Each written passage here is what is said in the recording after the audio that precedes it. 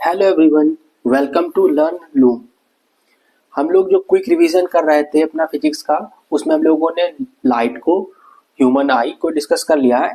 आज हम लोग इलेक्ट्रिसिटी को डिस्कस करेंगे। इसमें हम लोग इलेक्ट्रिसिटी के पूरे चैप्टर को डिस्कस कर लेंगे। उसमें से जो पॉइंट है आपको नहीं समझ में आ रहा है वो आप बता सकते हैं, तो उसको हम लोग एक बार डिटेल में दोबारा से देख लेंगे। तो आइए आज का हम लोग अपना टॉपिक शुरू करते हैं, इलेक्ट्रिसिटी। तो इलेक्ट्रिसिटी जो है हमारे लिए इम्पॉर्टेंट सोर्स बन जाता है एनर्जी का, इम्पॉर्टेंट सोर्स ऑफ एनर्जी। क्यों इम्पॉर्टेंट बन जाता है? क्योंकि हम उसको ईजिली यूज कर सकते हैं और हमारे हर जगह यूज भी होता है। जैसे लाइटनिंग करनी हो घर में, ऑपरेटिंग फैंस, हीटिंग पर्पज से, तो हर जगह यूज होती है। क्यों? क्योंकि कंट्रोलेबल है, हम आसानी इसको कंट्रोल कर सकते हैं और कन्वीनियंट है हमारे लिए, फॉर्म ऑफ एनर्जी की जो हम इजिली यूज कर सकते हैं। लेकिन ये इलेक्ट्रिसिटी कैसे है, कैसे फ्लो हो रही है, इन सब चीजों को हम लोग देखते हैं। तो आगे बढ़ने से पहले हम लोग देखें, जैसे एक एटम के बारे में थोड़ा सा जानते हैं। अगर एक एटम है तो उस एटम में एक न्यूक्लियस होगा। न्यूक्लियस में क्या होता है? न्यूट्रॉन है, प्रोटॉन है और न्यूक्लियस के बाहर इलेक्ट्रॉन होते हैं। जो न्यूट्रॉन होता है इस पे कोई चार्ज नहीं होता है, तो हम कह सकते हैं नो चार्ज। लेकिन जो प्रोटॉन है इस पे कैसा चार्ज होता है? पॉजिटिव, 10⁻⁻19 कूलम का। और इलेक्ट्रॉन पे निगेटिव चार्ज होता है, और कितना होता है? तो 1.6 इंटू 10⁻⁻19 कूलम। तो यानी अगर प्रोटॉन और इलेक्ट्रॉन बराबर है और न्यूट्रॉन पे कोई चार्ज नहीं है, तो अगर हम कहेंगे तो वो एटम कैसा होगा? न्यूट्रल होगा। तो एक एटम न्यूट्रल होता है और उसमें कोई चार्ज नहीं जब हमारे प्रोटॉन और इलेक्ट्रॉन बैलेंस है, बराबर है तब। लेकिन वही जब उसमें कोई भी प्रोटॉन ज्यादा है, इलेक्ट्रॉन ज्यादा है, तो उसमें क्या होता है? चार्ज डिसबैलेंस हो जाता है। तो वहीं से हमारा इलेक्ट्रिक चार्ज जनरेट हो जाता है। तो इलेक्ट्रिक चार्ज क्या है? तो एक प्रॉपर्टी है due to which a material body और पार्टिकल प्रोड्यूसेस एन एक्सपीरियंस। यानी कोई एक मटेरियल है या बॉडी है, जो पार्टिकल है वो क्या कर रहा है? चार्ज को प्रोड्यूस कर रहा है या उसको एक्सपीरियंस कर रहा है। क्या एक्सपीरियंस कर रहा है? उसकी वजह से एक इलेक्ट्रिकल और मैग्नेटिक इफेक्ट को, या तो इलेक्ट्रिकल इफेक्ट प्रोड्यूस कर रहा है या मैग्नेटिकल इफेक्ट को प्रोड्यूस या एक्सपीरियंस कर रहा है। तो उसको हम कहते हैं इलेक्ट्रिक चार्ज। इसके दो टाइप्स होते हैं, पहला पॉजिटिव होता है, नेगेटिव होता है। अब पॉजिटिव कब होगा? जब डेफिशिएंसी हो जाएगी किसकी? इलेक्ट्रॉन की। और नेगेटिव कब होगा? जब एक्सेस हो जाएगा। यानी हमने बताया कि एटम में क्या है? न्यूट्रॉन और प्रोटॉन तो न्यूक्लियस में, इलेक्ट्रॉन हमारे बाहर है। तो जब इलेक्ट्रॉन ही है जो कहीं एक एटम से दूसरे एटम पे जा सकते हैं, बाकी प्रोटॉन और न्यूट्रॉन तो न्यूक्लियस में ही रहेंगे। तो कोई एटम है उसमें अगर इलेक्ट्रॉन ज्यादा हो गए, एक्सेस हो गई, तो उस पर क्या हो जाएगा? निगेटिव चार्ज आ जाएगा। और अगर उस पर इलेक्ट्रॉन की डेफिशिएंसी होगी, यानी स्पेस इलेक्ट्रॉन किसी और पे चले जाएंगे, तो कैसा हो जाएगा? वो पॉजिटिवली चार्ज हो जाएगा। जैसे अगर हम देखें कि यहाँ पे एक ऑब्जेक्ट ए और ऑब्जेक्ट बी है और हम इनको पास में लाए और रब किया, तो एक से चार्ज दूसरे पे चला गया, तो दोनों पे ट्रांसफर हो जाएगा चार्ज। ऐसे ही जैसे एक ग्लास रॉड है, ग्लास रॉड को हमने सिल्क क्लॉथ से रब किया, तो सिल्क क्लॉथ से रब करने पे क्या हुआ कि जो ग्लास रॉड में चार्ज था, यानी जो इलेक्ट्रॉन थे इससे, इसके कुछ इलेक्ट्रॉन ट्रांसफर हो गए किस पे? सिल्क क्लॉथ पे चले गए। सिल्क क्लॉथ पे जाने से क्या हुआ कि जो ग्लास रॉड है इस पे इलेक्ट्रॉन की डेफिशिएंसी हो गई, लेकिन जो सिल्क क्लॉथ है उस पे एक्सेस हो गई। तो इस वजह से ग्लास रॉड पे पॉजिटिव चार्ज आ गया और सिल्क क्लॉथ पे नेगेटिव चार्ज जनरेट हो गया। तो इस तरह से चार्ज एक ऑब्जेक्ट से दूसरे ऑब्जेक्ट पे ट्रांसफर होता है बिकॉज ऑफ इलेक्ट्रॉन्स। क्यों?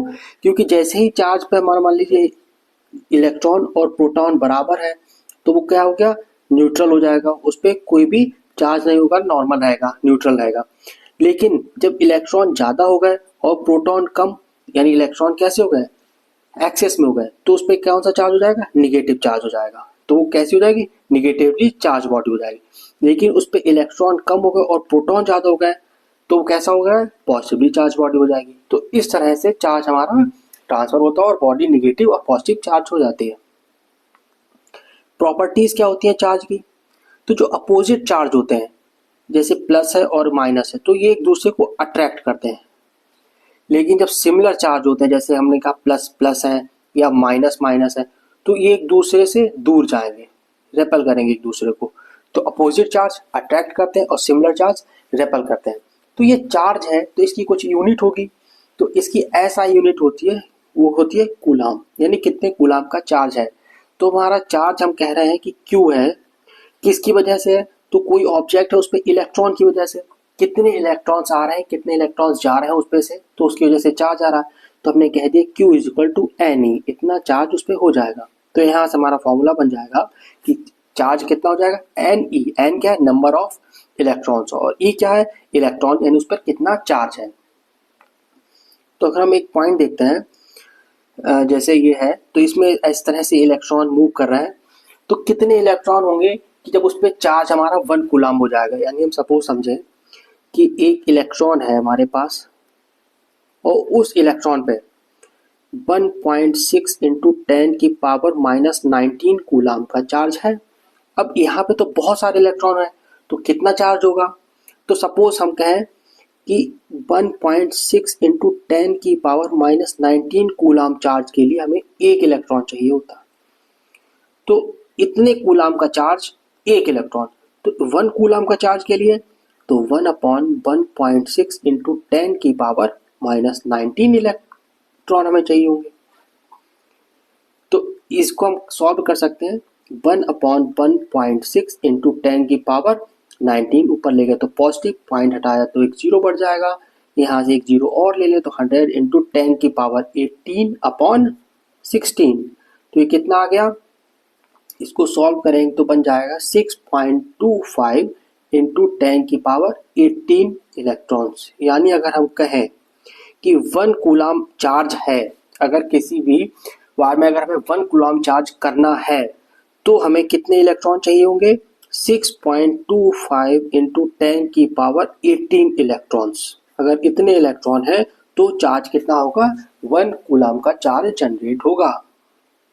तो यहाँ से हमारी ऐसा यूनिट ऑफ इलेक्ट्रिक चार्ज जो कूलाम है उसके बारे में पता चलता है कि इज equivalent to the charge contain in 6.25 into 10 की पावर 18 इलेक्ट्रॉन।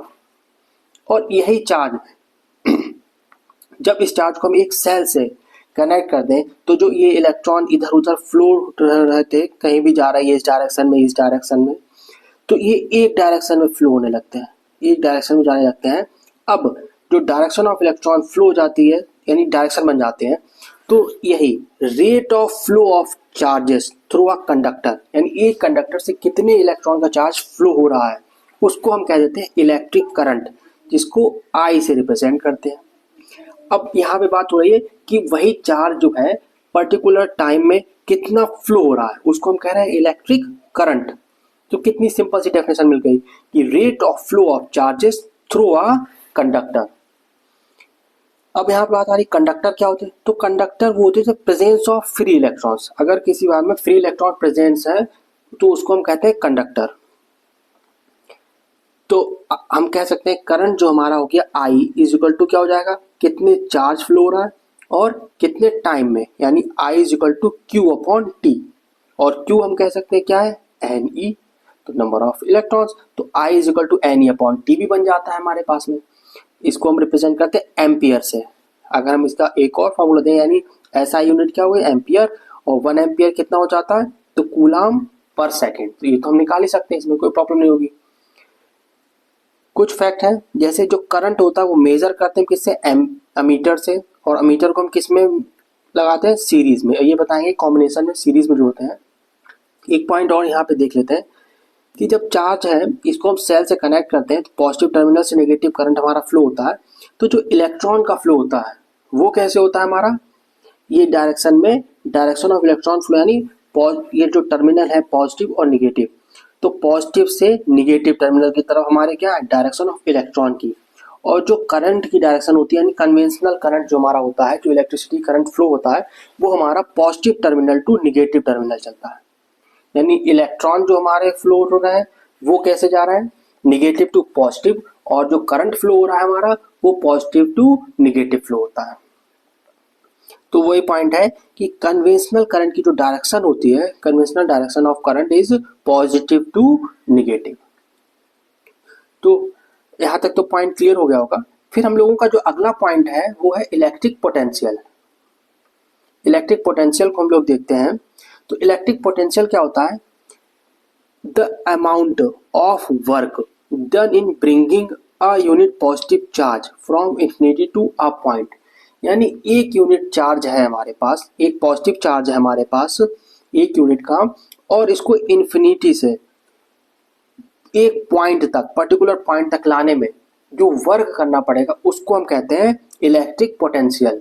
यानी जैसे ये हमारे पास में क्यू चार्ज है एट इंफिनिटी पे था, और इसको एक पर्टिकुलर पॉइंट तक एक इलेक्ट्रिक फील्ड में, चार्ज बॉडी के इलेक्ट्रिक फील्ड में लाने के लिए जो हमें वर्क करना पड़ेगा उसको हम कहेंगे क्या, उसको कहेंगे हम इलेक्ट्रिक पोटेंशियल। और इसको हम किससे रिप्रेजेंट करते हैं, वी से। तो इलेक्ट्रिक पोटेंशियल क्या हो जाएगा, कितना वर्क करना पड़ा और कितने चार्ज को लाने में करना पड़ा। तो V equal to W upon Q, और V क्या होता है, वोल्ट से इसको यूनिट होती है, ऐसा यूनिट क्या है, वोल्ट, और इसको रिप्रेजेंट करते हैं V से। तो 1 वोल्ट इज इक्वल टू कितना हो जाएगा, तो W वर्क करना पड़ा जो कि क्या है, जूल, और Q हमारा चार्ज है तो जूल पर कूलम। ऐसे ही हम क्या कर रहे थे कि हम एक चार्ज को एक पॉइंट तक ला रहे थे, यानी इन्फिनिटी से एक पॉइंट तक ला रहे थे। लेकिन जब हम एक पॉइंट से दूसरे पॉइंट तक ले जा रहे हैं तो इसमें हमें क्या काम करना पड़ेगा, वर्क करना पड़ेगा। तो एक पॉइंट से दूसरे पॉइंट तक ला रहे हैं तो उसको हम कह देते हैं पोटेंशियल डिफरेंस। इसको हम डेल्टा वी से रिप्रेजेंट कर देते हैं, डेल्टा वी।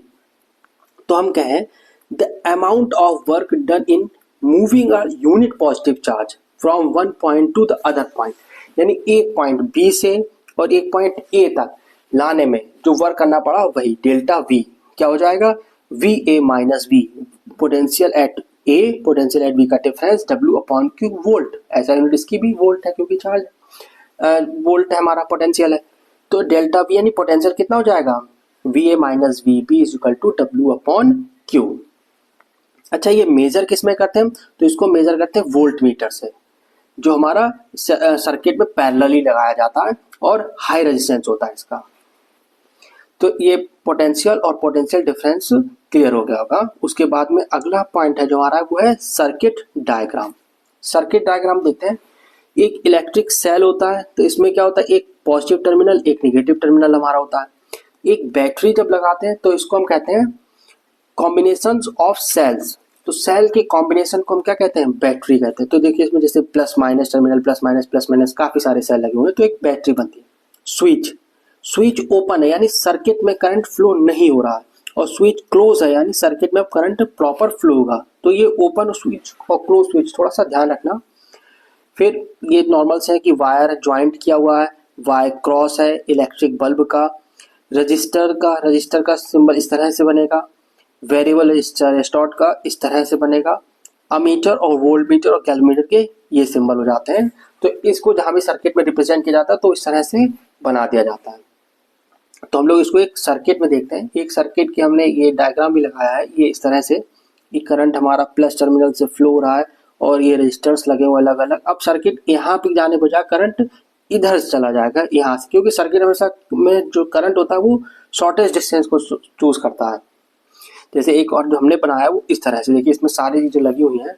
क्या एक सर्किट हमारा कनेक्टिंग वायर, जो कि इसमें ये वोल्ट मीटर हमने लगाया हुआ है। देखिए ये पहले तो प्लस माइनस टर्मिनल है, ये इस तरह से एक सीरीज में ही हमने अमीटर लगाया। तो यहाँ पे है कि जो अमीटर है वो सीरीज में लगाया है, वोल्ट मीटर पैरेलल में लगाया है।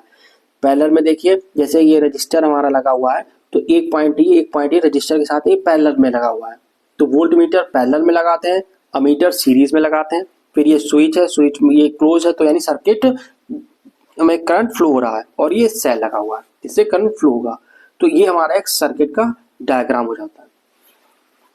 इसके बाद में जो अगला पॉइंट आ जाता है वो है हमारा ओम्स लॉ। ओम्स लॉ काफी इंपॉर्टेंट है।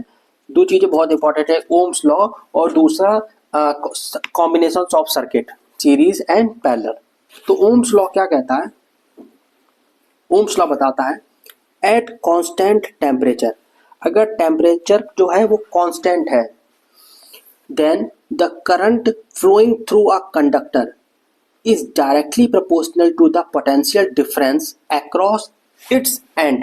यानी हमारा जो कांस्टेंट टेम्परेचर है तो जो वायर में करंट फ्लो होगा वो डायरेक्टली प्रोपोर्शनल होगा किसके, इट्स पोटेंशियल। तो V is directly proportional to I हो जाएगा। तो हम कह सकते हैं V is equal to R I. अब R यहाँ पे कौन है, आर है कांस्टेंट जो कि इलेक्ट्रिकल रेजिस्टेंस है। आर क्या है? एक इलेक्ट्रिकल रेजिस्टेंस है। तो आर इज इक्वल टू क्या बन जाएगा यहां से? V upon I. R is equal to V upon I हो जाएगा। आर क्या हो गया? Electrical resistance. अब हम अगर रिलेशन देखें तो आर जो है डायरेक्टली प्रोपोर्शनल है V के और आर इनडायरेक्टली प्रोपोर्शनल है आई के, यानी करंट के। तो अगर हम ये क्वेश्चन पूछे जाते हैं, ये वाले पॉइंट आपको न्यूमेरिकल में मिल सकता है, तो थोड़ा सा देख लेना कि जब हमारा वोल्टेज जो है पोटेंशियल है वो डबल है तो करंट भी डबल हो जाएगा। ऐसे पोटेंशियल हाफ है तो करंट हाफ हो जाएगा, लेकिन रेजिस्टेंस अगर डबल है तो करंट हाफ हो जाएगा, और अगर रेजिस्टेंस हाफ है और करंट डबल हो जाएगा, क्योंकि इनडायरेक्टली प्रोपोर्शनल होता है।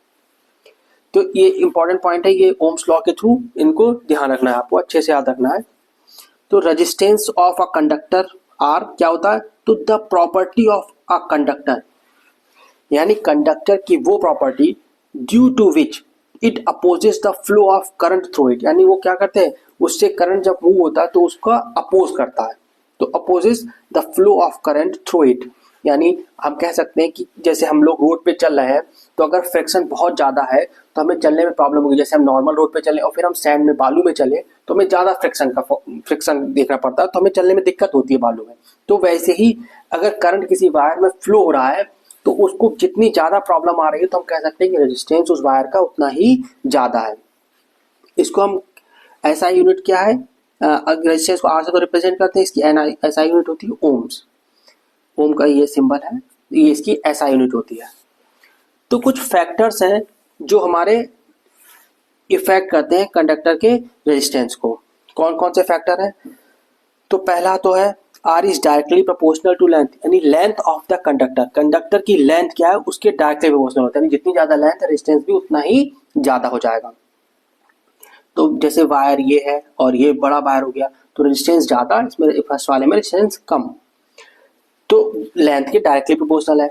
इनडायरेक्टली प्रोपोर्शनल एरिया के, यानी कोई वायर है, सपोज ये वायर है, इसका क्रॉस सेक्शन का एरिया कितना है, यानी इसका क्रॉस सेक्शन का एरिया ये हो गया और एक वायर ये हो गया, इसका क्रॉस सेक्शन का एरिया ये हो गया। तो जो क्रॉस सेक्शन जितना ज्यादा होगा रेजिस्टेंस उतना ही कम होगा। तो इस वाले में रेजिस्टेंस कम होगा और इस वाले में रेजिस्टेंस ज्यादा हो जाएगा। तो जितना ज्यादा एरिया उतना कम रेजिस्टेंस। दो और पॉइंट है, जैसे nature of material. Of course जैसा मटेरियल होगा उसी तरह उसका जो नेचर होगा उस पर ही रेजिस्टेंस डिपेंड करेगा। टेम्परेचर, अगर हम टेम्परेचर को इंक्रीज करेंगे तो रेजिस्टेंस भी हमारा इंक्रीज होता चला जाएगा। तो अगर हम इन दोनों पॉइंट को कंबाइन कर दें, फर्स्ट और सेकंड पॉइंट को, तो हम कह सकते हैं R is directly proportional to L upon A. तो आर और जो कांस्टेंट है उसको हटाने के लिए हमें एक रो लाना पड़ेगा, एक कांस्टेंट लाना पड़ेगा रो। तो रो इज इक्वल टू हो जाएगा आर ए अपॉन एल। तो रो क्या होता है, उसको हम कहते हैं रेजिस्टिविटी।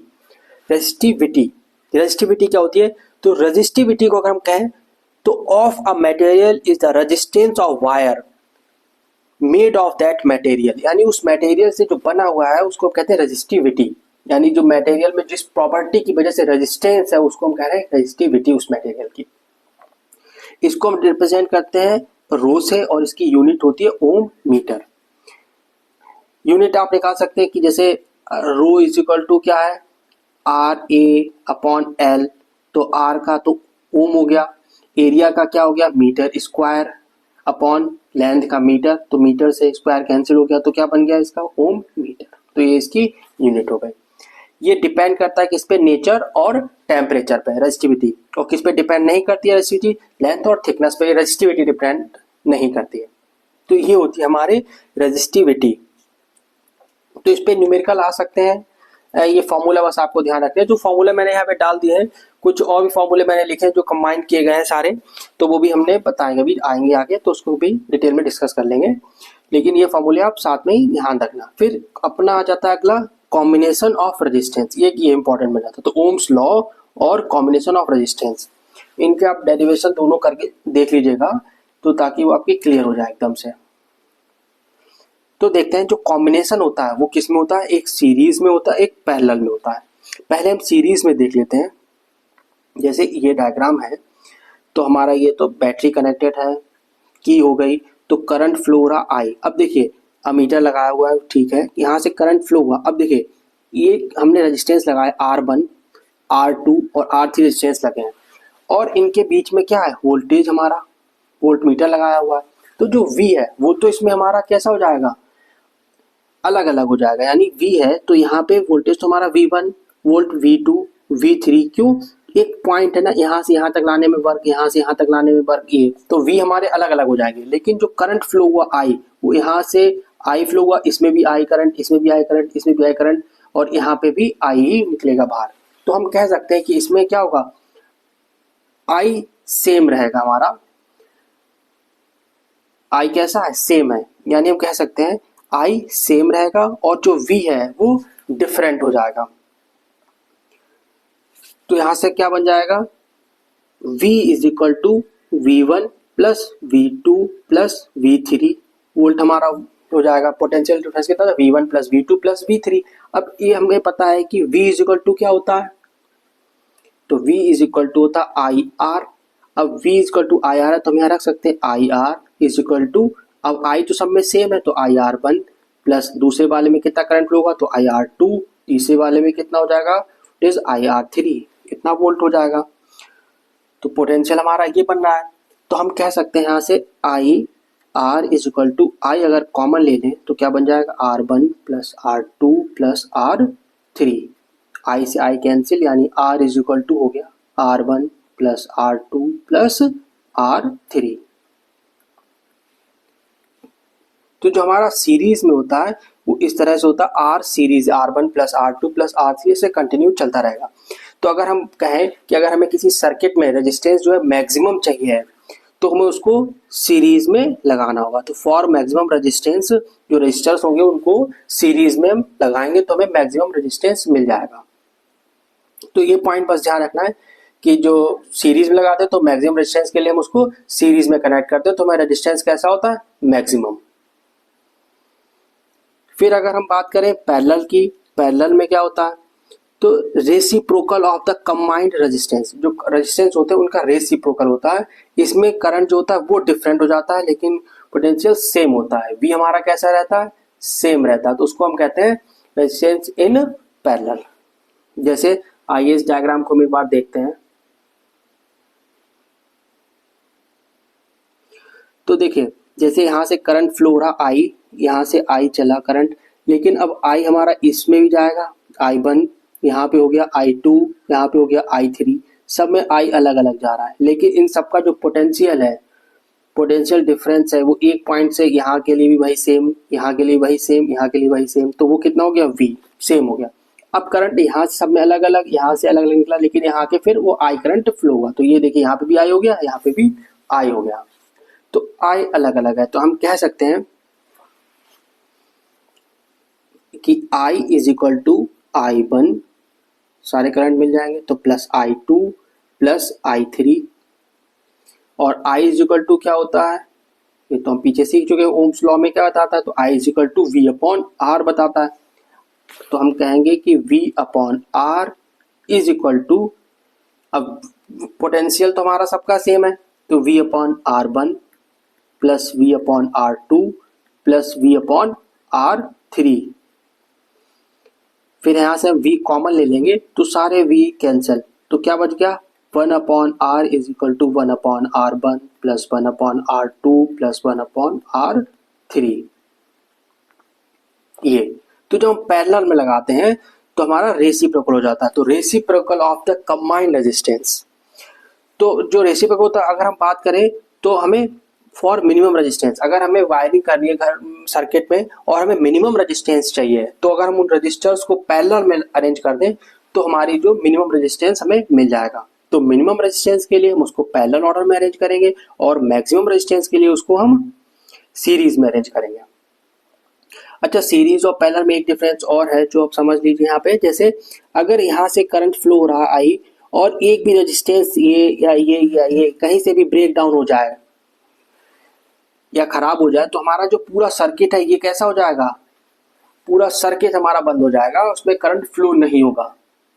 ठीक है, तो ये पूरा मतलब जैसे जो भी रेजिस्टेंस है सब बंद हो जाएगा, कहीं भी करंट फ्लो नहीं होगा। लेकिन जैसे आप इसमें अगर हम पैरेलल में देखें तो इसमें हमारा कोई भी रेजिस्टेंस अगर खराब होता है तो करंट यहाँ से फ्लो हो जाएगा, ये भी खराब हो गया तो करंट यहाँ से फ्लो हो जाएगा। यानी इसमें जो करंट जहाँ पे जो रेजिस्टेंस खराब होगा बस वही वाला खराब होगा, बाकी अपना पूरा सर्किट चलता रहेगा। तो इसी वजह से जो घर में वायरिंग होती है वो डोमेस्टिक की जाती है। यानी जैसे एक इसका और अच्छा सा एग्जांपल देख लें, जैसे हमारे घर में कोई भी किसी जगह की कमरे की लाइट वगैरह खराब हो जाए, बल्ब खराब हो जाए, तो बल्ब में जो वायरिंग है अंदर बल्ब की यानी होल्डर की उसकी, तो वही की वायरिंग चेंज हो जाएगी, पूरे घर में अपने आप लाइट प्रॉपर आती रहेगी, कोई प्रॉब्लम नहीं होगी। लेकिन जैसे जो दिवाली टाइम पे जो लाइट्स वगैरह लगाई जाती है तो उसमें एक भी बल्ब खराब हो जाए तो पूरी की पूरी लाइट ही खराब हो जाती है। क्यों? क्योंकि वो सारी सीरीज में लगी हुई है और जो डोमेस्टिक यूज के लिए वो घरों में पैरेलल लगाई जाती है, तो इसीलिए पैरेलल लगाई जाती है। तो ये दोनों पॉइंट आपको अच्छे से क्लियर हो गए होंगे, सीरीज और पैरेलल कॉम्बिनेशन यहाँ तक। फिर उसके बाद में जो अगला पॉइंट हमारा आता है वो है heating effect of electric current. यानी इलेक्ट्रिक करंट का हीटिंग इफेक्ट को देखते हैं। क्या कहता है? Electric current it pass through a high resistance wire become very hot and produce heat. यानी जब हम इलेक्ट्रिक करंट जब रेजिस्टेंस होता है तो रेजिस्टेंस होगा तो करंट को फ्लो होने में प्रॉब्लम होगी। जब वो प्रॉब्लम होगी तो उसमें हीट होती है। यानी जैसे हम ही हैं, हम लोग मान लो है एक रोड पे चलें और हमें बहुत मतलब चलने में दिक्कत हुई तो हम गुस्सा आ जाता, तो कैसे हो जाएंगे हम लोग? रेड हॉट हो जाएंगे। वैसे ही सेम कि इलेक्ट्रिक करंट है, जब उसमें वायर में रेजिस्टेंस बहुत ज़्यादा है और करंट फ्लो हो रहा है तो उसमें हीट आ जाएगी। वही हीट प्रोड्यूस होगी और वही हमारे काम की हो जाएगी। कुछ अप्लायंसेस होंगे जिसमें हम उसको यूज़ कर लेंगे। या और देखिए जैसे ये point, role of resistance in electric circuit. यानी इलेक्ट्रिक सर्किट में जो रेजिस्टेंस का रोल होता है वो सिमिलर है। कैसे? Role of friction in mechanics. तो जो रोल है फ्रिक्शन का, जैसे मान लीजिए कोई मशीन यूज हो रहा है और उसमें फ्रिक्शन ज्यादा लगा तो वो जल्दी गर्म हो जाएगी। सेम ऐसे ही करंट फ्लो हो रहा है और वायर का डिस्टेंस ज्यादा है तो वो ज्यादा हीट पकड़ लेगी, तो ये हीट इफेक्ट हो जाएगा उसका, करंट का हीटिंग इफेक्ट ऑफ करंट। तो हमने मान लिया जैसे क्यू अमाउंट का चार्ज है, flow through a potential difference B. अब क्यू चार्ज फ्लो हो रहा है और पोटेंशियल वी है, तो हम कह सकते हैं कि जो वर्क होगा वो कितना हमारा हो जाएगा, तो W इज इक्वल टू कितना बन जाएगा? W is equal to Q into V। तो W क्या हो जाएगा? Q हमें पता है कितना है, IT होता है, तो Q को हम लिख सकते हैं I इंटू T और V को हम क्या लिख सकते हैं? IR। तो I क्या कितना हो जाएगा? तो W is equal to I square RT। हमें यहाँ से मिल जाएगा W, और W यानी जो वर्क है वही तो हमारी प्रोड्यूस हो रही है क्या? हीट में। तो W हमारा क्या हो जाएगा? H। यानी हमारे यहाँ से एक फॉर्मूला बन जाएगा कि H is equal to I square R T. जो वर्क था W, work convert into heat, and H is equal to I square R T. तो यहाँ पे ये सारे फॉर्मूले लिखे हुए हैं, अलग अलग ही लिख दिए मैंने इसीलिए दिखाने के लिए कि आप किस तरह से फॉर्मूला आ रहा है। तो जैसे कोई न्यूमेरिकल आपको दे दिया जाए, किसी में Q दिया है और V दिया है, हीट पूछ लिया तो ये फॉर्मूला लग जाएगा, या I दे दिया है तो इस तरह से आप फॉर्मूले इसमें लगा सकते हैं। तो किस तरह से फॉर्मूला डेरिवेट हो रहा है वो यहाँ पे सामने ही लिख दिया गया है। तो जैसे आप ये देख रहे हैं, अगर कोई पॉइंट है जैसे नहीं समझ में आ रहा है आपको तो आप पूछ सकते हैं, मैं उसको उसी पॉइंट को पर्टिकुलरली डिटेल में डिस्कस कर दूंगा यहाँ पे। अभी यहाँ पे हम पूरा लेके चल रहे हैं तो इसलिए थोड़ा सा फास्ट चल रहे हैं।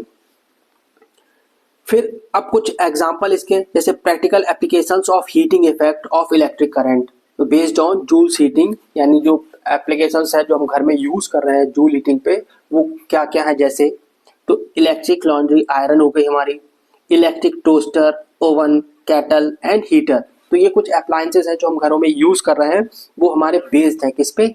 इलेक्ट्रिसिटी के हीटिंग इफेक्ट पे। तो हीटिंग इफेक्ट क्या है? When electric current flows through a resistance element the flowing charges suffer resistance. तो कोई जो चार्ज फ्लो होता है वो हमारा सफर करता है और इस वजह से वो हीट करता है, तो रेजिस्टेंस होता है कन्वर्ट हो जाती है किसमें? हीट एनर्जी में, और वही एनर्जी इन अप्लायंसेस में यूज हो जाती है। जैसे बल्ब का फिलामेंट है, ये अलग से पॉइंट है कि टंगस्टन का बना होता है। टंगस्टन का क्यों? क्योंकि इसका मेल्टिंग पॉइंट सबसे ज्यादा होता है 3380 डिग्री सेल्सियस। तो ये एनसीईआरटी में कुछ पॉइंट दिए थे। तो फ्यूज को हम लोग देख रहे हैं क्या है, इन सीरीज में हम फ्यूज को हमेशा सीरीज में ही लगाते हैं। फ्यूज क्या होता है? तो electric fuse is a safety device connected in series with the electric circuit, यानी इलेक्ट्रिक सर्किट से हम इसको सीरीज में कनेक्ट करते हैं। जब सर्किट में करंट फ्लो होता है और अगर करंट सेफ्टी पर्पज से ज़्यादा हो जाए, जितना में सेफ्टी है उससे ज़्यादा अगर फ्लो हो रहा है तो ये मेल्ट हो जाता है और वायरिंग को ब्रेक कर देता है। तो वायरिंग ब्रेक होने की वजह से पूरे घर की शॉर्ट सर्किट नहीं होती वायरिंग, तो इसलिए फ्यूज को लगाया जाता है। फ्यूज क्यों लगाया जाता है? इन सीरीज, मतलब किस लिए लगाया जाता है? तो सेफ्टी डिवाइस के लिए। और अरेंज कैसे किया जाता है? तो इन सीरीज, यानी सर्किट में कैसे लगाते हैं? हम सीरीज में लगाते हैं। तो फ्यूज क्या है? एक सेफ्टी डिवाइस है।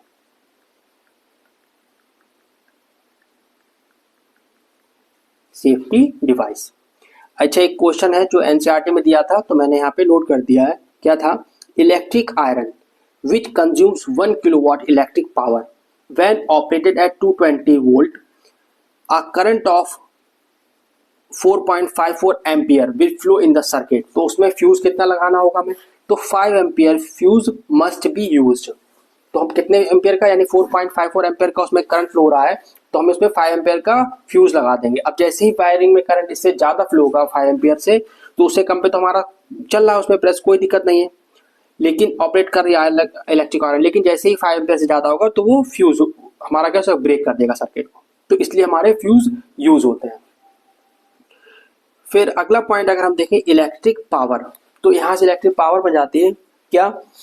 Electrical work done per unit time, यानी हम कहें the rate at which energy is used by an electric appliances is called the electric power. यानी कोई भी वर्क है, मान लीजिए कोई भी अप्लायंसेस है इलेक्ट्रिक, और वो कितना वर्क कर रही है पर टाइम में, तो उसको हम उसकी पावर कह देते हैं। तो वर्क डन पर रेट पर यूनिट टाइम, यानी पर यूनिट टाइम में कितना वर्क डन हो रहा है उसको हम कह रहे हैं इलेक्ट्रिक पावर। तो P से इसको रिप्रेजेंट करते हैं, P is equal to work upon time. तो वर्क क्या है? W और टाइम है T। तो इसको यूनिट क्या है? वॉट, यानी जूल पर सेकेंड। वॉट इसकी SI यूनिट बन जाती है।